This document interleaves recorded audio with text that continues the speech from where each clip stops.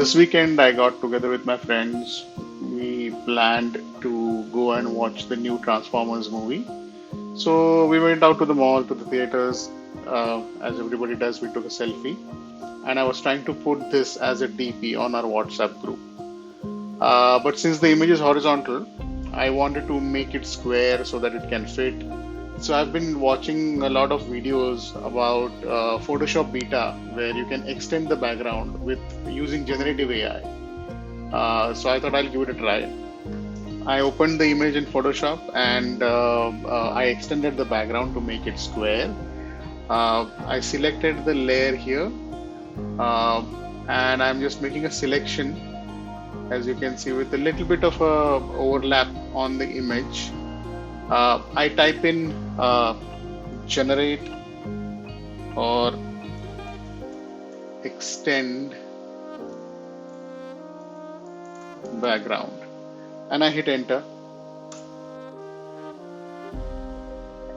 I've done a few attempts, so I'll show what I've generated earlier, but this is happening live.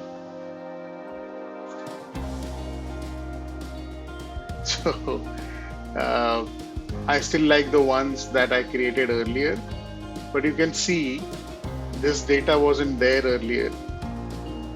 Right? This was the image, this was the photograph. There was no data at the top. It has generated something of this sort. I'll show you what I've generated earlier because I like that one better, and I'll tell you the reason why. So this is something I had generated before I created this video. And if you see it is matching the perspectives from both the ends, and it has created a false ceiling, which gives you that sense of depth. It is not great, but it is good enough considering AI is in its initial state. But I want to show you something which really blew my mind was when I asked it to create the foreground. Here it is, where it has rendered my arm, which was not there in the picture at all. Both arms, okay, one with a perspective that I'm holding the camera, my phone to take the picture. It rendered my other arm.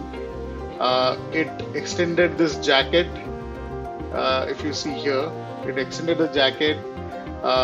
It extended the graphics on the t-shirt. Strap of my shoulder bag is continued, till the bottom of the image.